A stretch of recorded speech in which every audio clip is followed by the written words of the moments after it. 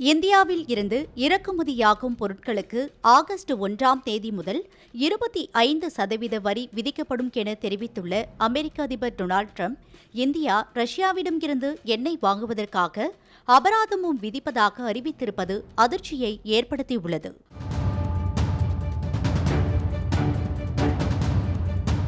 அமெரிக்காவின் 47வது அதிபராக பதவியேற்றது முதலே உலக நாடுகள் விழிப்பிதுங்கும் வகையில் பல்வேறு அதிரடி முடிவுகளை டொனால்டு டிரம்ப் வெளியிட்டு வருகிறார்.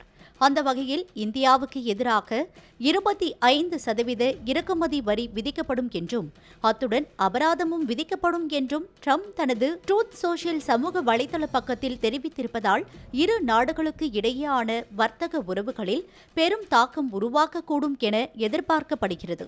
அமெரிக்காவும் இந்தியாவும் சில மாதங்களாக வர்த்தக ஒப்பந்தம் குறித்து விவாதித்து வருகிறது. ஆனால் இறுதி ஒப்பந்தம் இதுவரை எட்டப்படவில்லை. அமெரிக்க பொருட்களுக்கு இந்திய சந்தையில் அதிக அணுக்களை டிரம்ப் தொடர்ந்து வலியுறுத்தி வருகிறார்.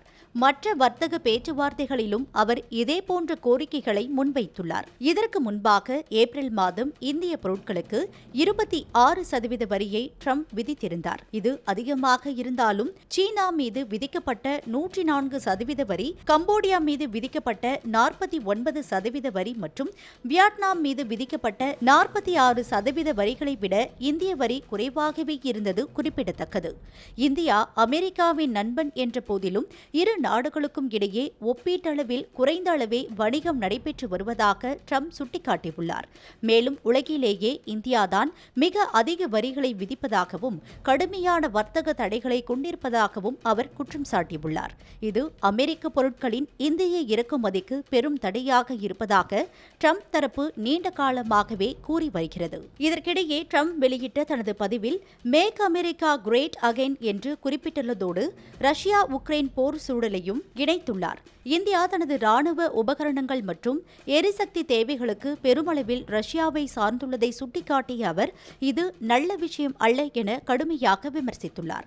டிரம்பின் இந்த அறிவிப்பு அவரது முந்தைய ஆட்சிக் காலத்தில் பின்பற்றப்பட்ட அமெரிக்கா முதலில் என்ற கொள்கையின் தொடர்ச்சியாகவே பார்க்கப்படுகிறது. இந்திய வர்த்தக வட்டாரத்தில் இது பெரும் பரபரப்பை ஏற்படுத்தியதுள்ளதுடன் ஒரு புதிய வர்த்தக போர் தொடங்குவதற்கான அறிகுறியா என்ற கேள்வியையும் எழுப்பியுள்ளது. இந்த சூழலில் டிரம்பின் அறிவிப்பிற்கு மத்திய அரசு தரப்பில் இருந்து பதிலளிக்கப்பட்டுள்ளது. இது தொடர்பாக வெளியிடப்பட்டுள்ள அறிக்கையில், இந்தியாவும் அமெரிக்காவும் கடந்த சில மாதங்களாக சமநிலையான மற்றும் இருதரப்புக்கும் நன்மை அளிக்கும் வர்த்தக ஒப்பந்தத்தை இறுதி செய்ததற்கான பேச்சுவார்த்தைகளில் ஈடுபட்டு வருவதாகவும் தேசிய நலன்களை பாதுகாக்க உரிய நடவடிக்கை எடுக்கப்படும் என்றும் தெரிவித்துள்ளது. இந்தியா அமெரிக்கா இடையேயான வர்த்தக உறவு குறித்த பேச்சுவார்த்தைகள் நல்ல முறையில் சென்று கொண்டிருக்கிறது என்று மத்திய நிதியமைச்சர் நிர்மலா சீதாராமன் கடந்த வாரம் கூறியிருந்தார்.